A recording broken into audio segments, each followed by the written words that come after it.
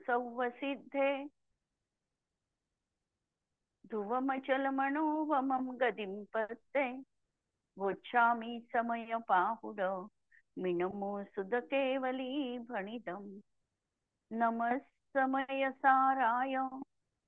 स्वानुभूत्या चकासते चिस्वभावाय भावाय सर्वभावांतरच्छिदे। अंतिम शासन नायक 1008 भगवान महावीर स्वामी की जय। द्वादशांग श्रुत देवी की जय। स्वाध्याय कक्ष संपेपर्यंत आम्हा सर्वांना चतुर्विध आहाराचा त्याग असणार आहे। समयसार ग्रंथ आपण बघतो आहे आणि सर्व विशुद्ध ज्ञानाधिकार आमचा सुरू आहे। प्रकरण आम्ही बघतो आहे की ज्ञान ज्ञेय रूप होत नाही, ज्ञेय ज्ञान रूप होत नाही। दोहोंचा असा परस्पर ज्ञेय न्यायक निमित्त नैमित्तिक संबंध आहे की ज्ञान आपल्या स्वभावाने जाणतं आणि ज्ञेय आपल्या स्वभावाने ज्ञानामध्ये प्रतिबिंबित होतो। ज्ञान आणि ज्ञेयाची विविक्तता वेगळेपणा जाणल्यानंतर सम्यक दृष्टीच्या जीवनात रागद्वेषाची उत्पत्ती होत नाही, कारण वेगळं जाणलेलं आहे आणि त्यामुळे रागद्वेषाची उत्पत्ती त्याच्या जीवनात होत नाही।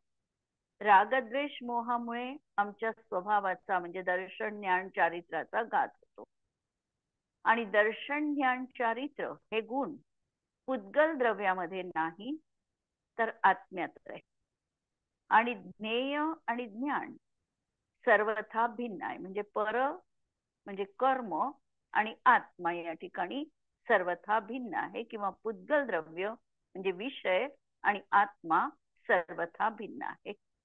असं जेव्हा प्रतीतियुक्त ज्ञान होतं त्यावेळेला विषयांमध्ये राग होत नाही, रागद्वेष प्रवृत्ती होत नाही आणि रागद्वेष मोह हे जर भाव आम्ही बघितले तर हे शुद्ध पुद्गल द्रव्यामध्ये देखील नाही। म्हणून हे होतात तरी कुणाचे हा प्रश्न जेव्हा आम्हाला सोडवायचा आहे तेव्हा सांगितलं की सम्यक दृष्टीच्या जीवनातही हे नाही, पुद्गलामध्ये देखील हे नाही। हे जीवाच्या म्हणजे आत्म्याच्या अज्ञान अवस्थेमध्ये होणारे परिणाम आहे आणि या अज्ञानाने आत्माच आपला घात करतो आहे। या 6 गाथांचा समूह आपण बघत होतो आणि त्याची टीका आमची सुरू होती की सम्यक दृष्टीला मग विषयांमध्ये राग का होईल बा, तर उत्तर दिलं त्याला राग होणारच नाही। आणि परत प्रश्न आला की मग रागाची खाण काय आहे, उत्पत्ती स्थान रागाचं काय आहे, तर रागद्वेष मोह हे जीवाचे अज्ञानमय परिणाम आहे। रागद्वेष मोह हे कुणाला होतात तर अज्ञान अवस्थेत जीवालाच होतात। म्हणून जीवाचे अज्ञानमय रागादी भावांना उत्पन्न करणारे ते जीवच आहे। राग म्हणजे अज्ञानी जीव आहे। म्हणून ते रागद्वेष मोह विषयांमध्ये नाही म्हणजे परवस्तूंमध्ये नाही, कारण विषय परद्रव्य आहे आणि ते सम्यक दृष्टीमध्येही नाही कारण तेथे अज्ञानाचा अभाव आहे। याप्रमाणे रागद्वेष मोह विषयांमध्ये नसल्यामुळे आणि सम्यक दृष्टीमध्ये देखील नसल्या कारणाने ते नाहीतच असं आचार्य त्या ठिकाणी म्हणत आहे। एवं ते विषयेषु असंतः आणि सम्यक दृष्टे हे न भवन्तः न भवन्ति एव, हे अमृतचंद्र आचार्यांचं वचन आहे। याच्यावर भावार्थ लिहिताना जयचंदजी छाबडा लिहितात की आत्म्यामध्ये अज्ञानमय परिणाम रूप रागद्वेष मोह उत्पन्न झाले असताना आत्म्याच्या दर्शन ज्ञान चारित्राचा घात होतो। हे आत्म्याचे गुणधर्म आहे, दर्शन ज्ञान चारित्र, आणि या गुणांच्या पर्यायीमध्ये घात करण्याचं कार्य हे जीवाच्याच विभाव परिणामाने होतं आणि ते रागद्वेष मोह जीवाच्या अस्तित्वामध्ये अज्ञानामुळे उत्पन्न होतात। म्हणजे अज्ञानामुळे हे रागद्वेष मोह जीवात उत्पन्न होतात. जेव्हा अज्ञानाचा अभाव होईल, अज्ञान याचा अर्थ या ठिकाणी विपरीत मान्यता, मोह, आणि याचा अभाव झाल्यानंतर हा जेव्हा सम्यक दृष्टी होतो तेव्हा ते रागद्वेष मोह होत नाही. या ठिकाणी रागद्वेष मोह होत नाही असं जरी आचार्यांना म्हणायचं आहे या अनुषंगाने, या प्रकरणाच्या अनुषंगाने, तरी देखील कोणते रागद्वेष होत नाही आणि कोणते त्यांच्या जीवनात विद्यमान असतात तर मिथ्यात्व जनित अनंतानुबंधी हे रागद्वेष त्यांच्या जीवनात असणार नाही. पण अप्रत्याख्यान जनित रागद्वेष आहे, परंतु ज्ञानीचा सर्वच भाव ज्ञानमय आहे. अज्ञानोपास्तिरज्ञानम ज्ञानम ज्ञानी समाश्रया ददाती यत्तु यस्यास्ति सुप्रसिद्धम वचम इदः. जे ज्याच्या जवळ आहे ते त्याच्या जवळ तसंच राहणार आहे. जर तो जीव ज्ञानी झाला आहे तर त्याला अज्ञानमय भाव म्हणता येत नाही. आणि म्हणून सम्यक दृष्टी आता त्याच्या जीवनात रागद्वेष मोह नाही असं आचार्य म्हणणार आहे. अपेक्षा समजायची आहे, आणि ही अपेक्षा जर आम्ही समजलो नाही तर निश्चय नयाचा एकांत होऊ शकतो की सम्यक दृष्टीला कोणत्याही तऱ्हेचा रागद्वेष होत नाही. असं नाहीये. सम्यक दृष्टीला रागद्वेष होतात, परंतु त्याचा भाव प्रतिसमय ज्ञानमय आहे, कारण ज्ञानाची प्राप्ती झालेली आहे. म्हणून त्याचा भाव ज्ञानमय असल्यामुळे रागद्वेष पर्यायी मध्ये जरी झाले तरी रागाचं कर्तृत्व तो स्वतःकडे घेत नसल्यामुळे, त्याचा मी स्वामी आहे असं मानत नसल्यामुळे तो त्याच्यामध्ये ते नाही हे आम्हाला म्हणता येतं. किंवा दुसरं याच्यासाठी सशक्त कारण आचार्यांनी पहिले दिलेला आहे, तो पण संदर्भ आम्ही लावू शकतो की सम्यक दृष्टी जेव्हा आत्मानुभव करतो, आत्मानुभवामध्ये तो काय अनुभवतो विचार करायचा आहे. आत्मानुभवाची उपलब्धी आहे, वेदन करतो आहे, अशा समयामध्ये तो काय अनुभवन करत असेल तेव्हा कल्पना आम्ही करतो. तर आम्हाला लक्षात येतं किंवा आगमाच्या ज्ञानावरून आम्हाला हे जाणता येतं की सम्यक दृष्टीच्या जीवनात जेव्हा तो आत्म्याचं वेदन करतो, आत्म्याचा अनुभव घेतो, त्यावेळेला मी ज्ञान दर्शन स्वभावी आहे अशीच त्याला अनुभूती येते. मी रागद्वेष रूप आहे ही त्याला अनुभूती येत नाही. त्याला जी अनुभूती येते ती शुद्ध आत्म्याची येते. आणि म्हणून आम्ही असं म्हणू शकतो की सम्यक दृष्टीला रागद्वेष नाही. दुसरेही कारण आम्ही बघितलं. म्हणून या दोन कारणांमुळे सम्यक दृष्टीच्या जीवनात रागद्वेष नाही असं म्हटलं जातं. आणि शुद्ध द्रव्याच्या अपेक्षेने जर आम्ही बघितलं तर पुद्गलामध्ये देखील रागद्वेष मोह नाही आणि सम्यक दृष्टी जीवातही नाही. या तऱ्हेने ते दोहोंमध्येही नसल्या कारणाने ते नाहीतच असे म्हटले आहे. तसेच पर्याय दृष्टीने मात्र अज्ञान दशेमध्ये जीवाचे आहेत असे समजावे. अत्यंत महत्वाचं हे प्रकरण या ठिकाणी आचार्य सांगत आहे. आणि सम्यक दृष्टीला रागद्वेषाचं अस्तित्व नाकारत आहे, किंवा शुद्ध पुद्गल परमाणूमध्ये रागद्वेष नाही हे तर त्यांनी आधीच सिद्ध केलं. याचं तर थोडक्यात आम्हाला टीकेचं स्पष्टीकरण जर आमच्या दृष्टिकोनातून आम्हाला बघायचं असेल तर पाहता येईल. कारण दिव्याचा घात, काल आपण दिव्याचं उदाहरण बघितलं होतं. ज्योती आणि प्रकाश, ज्योतीचा नाश झाला म्हणजे प्रकाशाचा नाश झाला, पण घट त्याचा नाश झाला म्हणून प्रकाशाचा नाश होत नाही, कारण घट वेगळा आहे आणि प्रकाश ज्योती वेगळी आहे. म्हणून आता या गाथेच्या स्पष्टीकरणार्थ थोडक्यात आम्हाला असं लक्षात घेता येतं की आत्म्याचे दर्शन, ज्ञान, चारित्र्य हे गुण जे आहे हे आत्म्यामध्येच आहे. अचेतन विषय, कर्म, काया यांचा घात झाला तरी देखील आत्म्याच्या ज्ञान दर्शन चारित्राचा घात होत नाही, कारण हे सर्व अचेतन आहे. दर्शन ध्यान चारित्राचा घात झाला तर विषय कर्म किंवा काया यांचा देखील घात होत नाही. आत्म्याचा कोणताही गुण पुद्गलामध्ये नाही. आत्म्याचे दर्शन ज्ञान चारित्राचे विभाव परिणाम हे परद्रव्यानी होत नाही. परद्रव्यानी म्हणजे कर्माच्या उदयानी जीवाला विभाव भाव केले असं नाही. त्या ठिकाणी कर्माच्या उदयाचं केवळ निमित्त कारण आहे. निमित्त असताना जीव आपल्या उपादानगत योग्यतेने रागरूप परिणत झालेला आहे. म्हणून हा कर्म परद्रव्य आत्म्याचा विभाव परिणाम करत नाही, त्याचा तो करता नाही. रागादी विभाव परिणमन परद्रव्यात नाही, म्हणजे पुद्गलात नाही, आणि रागादी आत्मस्वभावामध्ये पण नाही.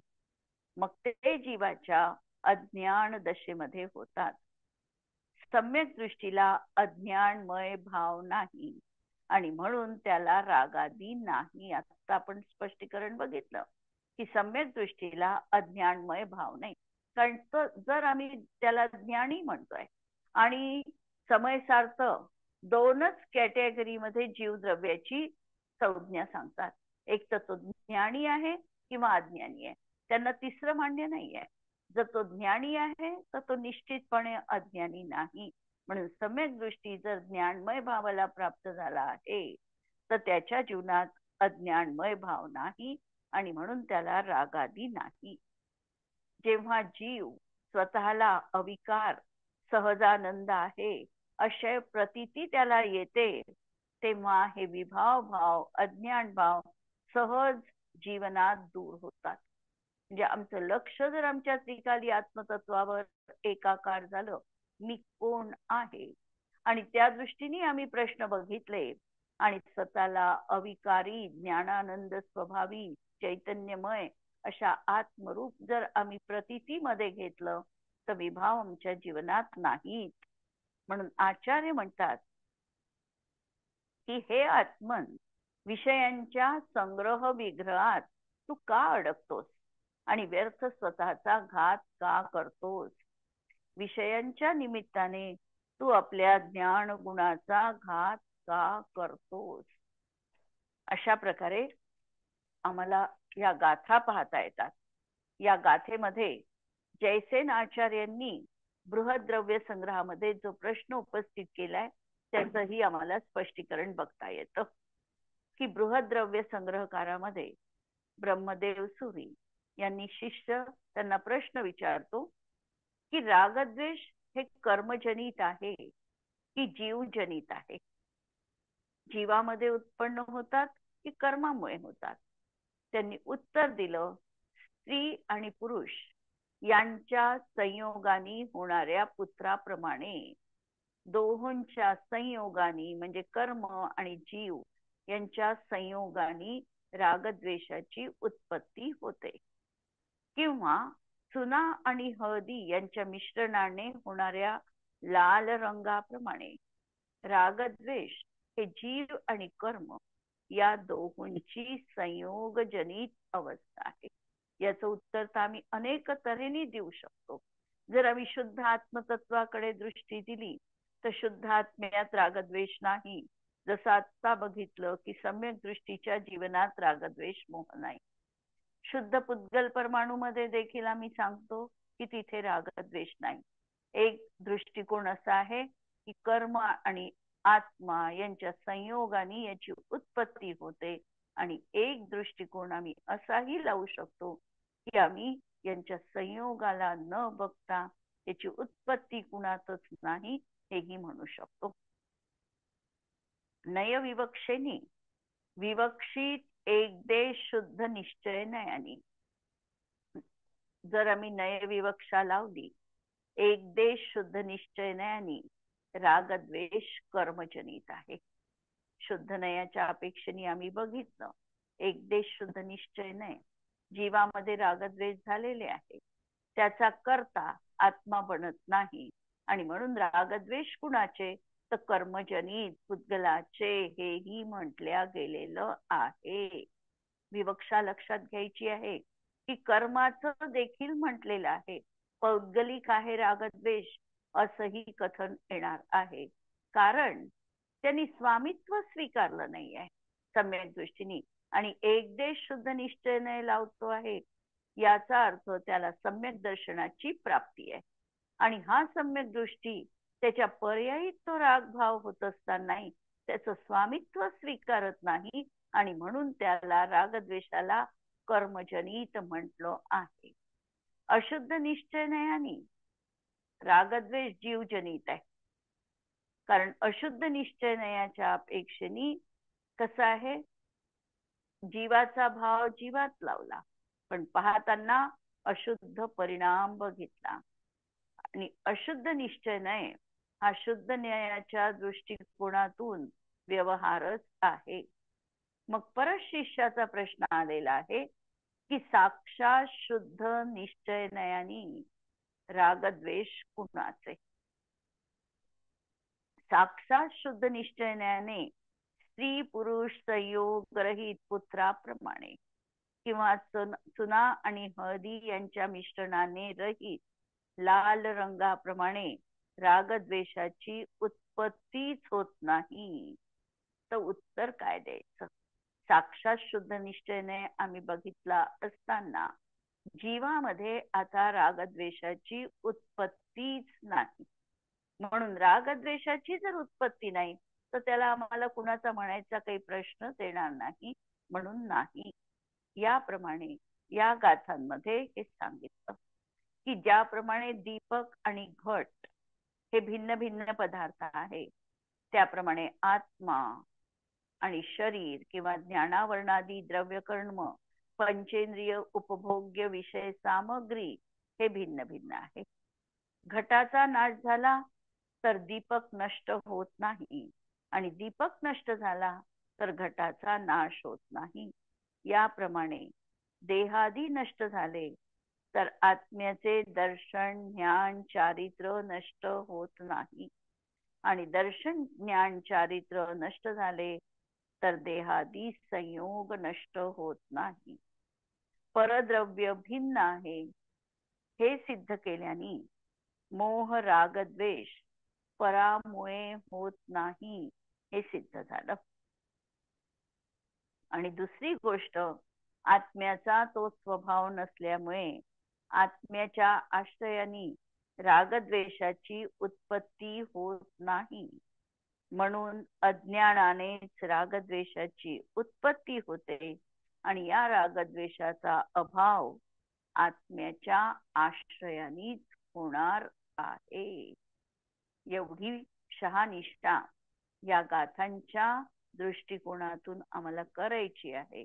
आणि आमचं प्रयोग करताना आमच्या स्वतःच्या शुद्ध निखळ स्वभावावर दृष्टी देऊन आत्मा दर्शन ज्ञान चारित्रमय कसा आहे याची अनुभूती, आणि परापासून हा पृथक आहे अशी भेद विज्ञानाची भावना सतत आमच्या अंतरंगामध्ये जागरूक राहिली पाहिजे.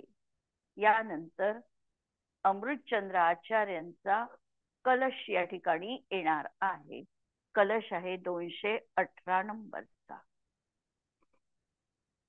रागद्वेषा विहहि भवति ज्ञानमज्ञान भावात् तौ वस्तुत्व प्रणिहित दृशा दृश्यमानो न किंचित् सम्यक् दृष्टि क्षपयतु तत्त्वदृष्ट्या स्फुटं तौ ज्ञान ज्योतिर्ज्वलति सहजं येन पूर्णांचलार्ची. या विश्वामध्ये ज्ञानच अज्ञान भावामुळे रागद्वेष रूप परिणमते. ज्ञानच अज्ञान रूप होणार आहे, कारण ज्ञानाला योग्य अशी प्रतीती आली नाही, स्वभाव समजला नाही, म्हणून ज्ञान अज्ञान रूप म्हणजे रागद्वेष रूप परिणमते. वस्तुत्वामध्ये स्थापित एकाग्र दृष्टीने पाहिले तर ते रागद्वेष काहीच नाही.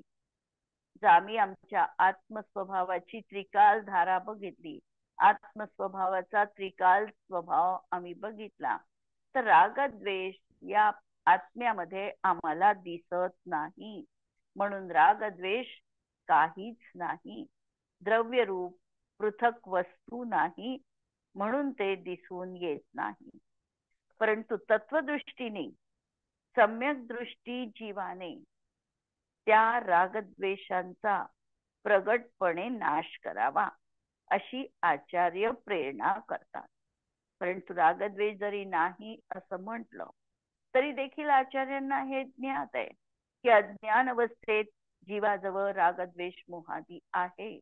म्हणून आचार्य त्याला उपदेश देतात की तत्वदृष्टी प्राप्त करून तू सम्यक्त्वाची प्राप्ती करून घे आणि या रागद्वेष मोहाचा अभाव जीवनात कर, की ज्यामुळे पूर्ण अचल प्रकाशरूप अचल दीप्तिमान स्वाभाविक ज्ञान ज्योत प्रकाशित होते.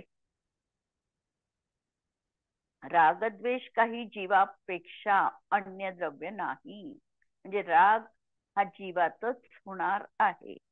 जीवाच्याच अज्ञान भावाने जीवामध्येच होतात. म्हणून सम्यक दृष्टी होऊन तत्वदृष्टीने पाहिले तर ते रागद्वेष काहीच वस्तू नाहीत असे दिसून येते. आणि जेव्हा सम्यक्त्वाची प्राप्ती होते, तत्वदृष्टी भेदविज्ञान जागृत होतं, त्यावेळेला रागद्वेष जीवाजवळ नाही. त्याला अनुभूती जी येते आहे ती मी राग आहे अशी अनुभूती त्याला येत नाही. उलट मी ज्ञान स्वभावी आहे ही त्याला अनुभूती येते. म्हणून रागद्वेष नाही. म्हणून प्रश्न जेव्हा आला की रागद्वेष कसा यांचा अभाव करायचा, त्यासाठी आचार्यांनी या कलशामध्ये उपाय सांगितलेला आहे की जेव्हा जीवाचा मिथ्यात्व कर्माचा उदय असतो तेव्हा जीवाजवळचं मतिश्रुत ज्ञान सुद्धा अज्ञानमय होतं. कारण ज्ञान किती आहे हे महत्वपूर्ण नाही. ज्ञान समीचीन आहे की मिथ्या आहे. आणि ज्ञानामध्ये समीचीनपणा हा सम्यक दर्शनामुळे येतो. आणि ज्ञानामध्ये मिथ्यापणा हा मिथ्या दर्शनाच्या सोबत जे ज्ञान आहे ते ज्ञान मिथ्या ज्ञान म्हटल्या जातो. गोष्ट लक्षात घ्यायची आहे. सानिध्य कुणाचं आहे, कुणाच्या छत्रछायेत तो वावरतो आहे. ते ज्ञान जर मिथ्यात्वाच्या छत्रछायेखाली असेल तर ते अज्ञान आहे. आणि ते सम्यक दर्शनासोबत असेल तर ते सम्यक म्हटल्या जातं. म्हणून जीवाजवळचं हे मतिश्रुत ज्ञान देखील अज्ञान रूप आहे. या अवस्थेमध्ये जीवाला इष्टानिष्ट भाव होतात, रागद्वेष होतात. आणि हे सर्व मिथ्यात्व रागद्वेष हे आत्म्याचा स्वभाव नाही. आत्मस्वभावापासून ते भिन्न आहे. शुद्धात्म्याच्या अनुभव काळात त्याचं अस्तित्व दिसत नाही. जेव्हा हा आत्मानुभूती घेतो तेव्हा त्याचं अस्तित्व दिसत नाही. जीव आपल्या त्रिकाली ध्रुवतत्वाच्या आश्रयाने आपला अज्ञान भाव दूर करून सम्यक दर्शन प्राप्त करू शकतो. आणि ज्या क्षणी त्याला सम्यक दर्शन झालं त्याच क्षणी त्याचं ज्ञान देखील सम्यक होतं आणि रागद्वेषादी भावांची निरर्थकता त्याला लक्षात येते. सम्यक साथे ज्ञान होय पै भिन्न राहतो. सम्यक साथे सम्यक्त्वासोबतच दुसरा क्षण नाही लागला, त्याच समयामध्ये ज्ञान देखील समीचीन झालं आणि प्रतीतीत हे आलं की हे रागद्वेष निरर्थक आहे, हा माझा स्वभाव नाही, याच्यापासून मला दूर हटायचं आहे. रागद्वेष आत्म्याचा स्वभाव नाही, पण त्यांची उत्पत्ती मात्र आत्म्यातच होते. तो कर्मोदय जन आहे. आणि जो भाव पराच्या निमित्ताने होतो त्याला परभाव म्हटले जाते. नैमित्तिक भाव म्हटल्या जातात, स्वभाव म्हणता येत नाही. कारण राग हा कर्माच्या उपाधीत आहे. क्रोध का आला एखाद्याला, तर त्या क्रोधाचं अंतरंग निमित्त कारण कर्माचा, क्रोध कर्माचा उदय हे असणार आहे. कोणत्याही व्यक्तीमुळे किंवा वस्तूमुळे आम्हाला राग येत नाही, लक्षात घ्या. ते रागाचं बाह्य कारण आहे. बाह्य कारण महत्वपूर्ण नाही. अंतरंग कारण या ठिकाणी प्रधानतेने हे सांगितलं की क्रोध कषायाचा उदय, त्यामुळे जीवाला राग येतो, म्हणून तो परभाव आहे, नैमित्तिक आहे आणि स्वभाव नाही. रागद्वेष आत्म्यात त्याच्या अशुद्ध उपादानगत योग्यतेने होतात. आणि जर आम्ही अंतरंग कारणही गौण केलं आणि प्रश्न स्वतःला विचारला की माझ्यात राग का आला, तर त्याचं उत्तर स्वतःच्या उपादानात शोधावं लागते. जे स्वतःच्या आत्मतत्वातच त्याचं उत्तर शोधावं लागतं की मी अशुद्ध आहे म्हणून मला राग आला, किंवा माझ्यात राग आहे म्हणून मला राग आला. आत्मा आपल्याच उपादानगत योग्यतेने अज्ञानाने रागद्वेष रूप परिणमतो. त्याला स्वतःच्या चैतन्य सत्तेचे, एकरूपतेचे, ध्रुवपणाचा, सामान्याचा, नित्यपणाचा, पारिणामिक स्वभावाचे भान नाही. कर्माच्या उदय सापेक्ष ते वितराग रूप परिणमतात. मी कोण आहे, माझे स्वरूप काय, मला कुठं जायचं आहे, मी कुठून आलो, माझं कर्तव्य काय, याची जाणीव जीवाला नसल्याने जीवाला रागद्वेष होतात. म्हणून दररोज सकाळी उठल्यानंतर आम्हाला प्रश्न विचारायला सांगितलेले आहे की ब्राह्मे मुहूर्त उत्थाय वृत्तपंच नमस्कृती, आणि प्रश्न कोहम, को मम धर्म, माझा कोणता धर्म आहे, मला काय मिळवायचंय, मी कुठून आलो, या प्रश्नांनी आमच्या दिवसाची सुरुवात व्हायला हवी आहे. म्हणून जीवाला असे रागद्वेष हे ज्ञान नसल्यामुळे होतात. मिथ्यात्व सहित रागद्वेषालाच या ठिकाणी रागद्वेष म्हटलेले आहे. जीव सम्यक्त्वी झाल्यानंतर त्याला रागद्वेष होत असतानाही त्याला रागद्वेष नाही असं म्हटल्या जातं, कारण अभिप्रायातून तो त्या रागद्वेषाचं स्वामित्व स्वीकारत नाही. तत्वज्ञानाच्या सामर्थ्याने तो सहज स्वभावाला प्राप्त करतो. यावर बनारसी दासजी लिहितात, जीव कर्म संजोग सहज मिथ्यात्व रूप धर. जीव आणि कर्म यांच्या संयोगाने हा जीव मिथ्यात्वी दिसतो. राग द्वेष परिणती प्रभाव जानेन आपा पर. ही रागद्वेषाची परिणतीचा प्रभाव, पगडा याच्यावर असा काही आहे की स्वपर आपापर असा भेद हा जाणत नाही. पराला आत्मरूप मानतो आणि आत्म्याला पररूप मानतो. तम मिथ्यात्व मिटी गयो हुओ समोकित उद्योत ससी. मिथ्यात्व आता मिटलो आणि समकित उद्योत ससी. ससी याचा अर्थ चंद्र, शशी, म्हणजे अशा या समकित चंद्राचा आता उदय झालेला आहे. आणि राग दोष कछु वस्तू नाही छिन माही गये नसी. आणि लक्षात आलं की अरे रागद्वेष तर काही जीवनात आहेच नाही, त्याचं अस्तित्वच नाही. आणि अशा तऱ्हेने एका क्षणात त्याचा जो भ्रम होता हा भ्रम नष्ट झाला. अनुभव अभ्यास सुखरासी रमी भयो निपुण तारण करण.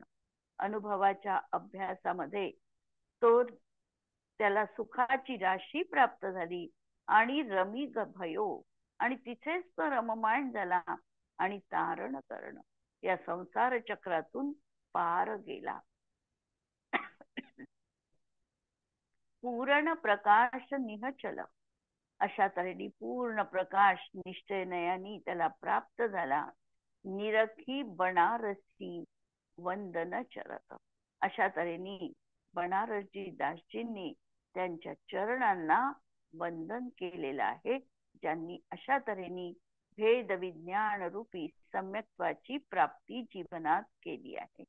ज्यांच्या जीवनात रागद्वेष पर्याय आता असताना सुद्धा स्वभाव मी रागद्वेष मोहरूप आहे असं जो मानत नाही, त्यांना बनारसजी दासजींनी नमस्कार केलाय. आणि रागद्वेष असे परनिमित्तक असताना सुद्धा पराद्रावारा उत्पन्न केले जात नाही. रागद्वेष तर असे परनिमित्त आहे, कर्मोदयामध्ये ते होणार आहे. पण असं असताना देखील परद्रव्यानी म्हणजे कर्मानी जीवामध्ये रागद्वेष उत्पन्न केलेले नाही. तरी देखील स्वतंत्रता आचार्य सांगत आहे, त्याच्या निमित्ताने झालं, परंतु त्यांनी केले नाही. हा जीव आपल्या उपादानगत योग्यतेने रागद्वेष मोहरूप परिणत झालेला आहे. अशा तऱ्हेचा हा कलश आपण उद्याच्या याच्यामध्ये बघूया. आज आपण इथे थांबतो आहे. जिनवाणी के ज्ञान ते सूझे लोकालो, सो जिनवाणी मस्तक नमो सदा देत हो. नमो अरिहंताणम नमो सिद्धाणम नमो आयर्याणम नमो वज्रायाणम नमो लोहे सवसाहुणम. सर्वांना जय जिनेंद्र.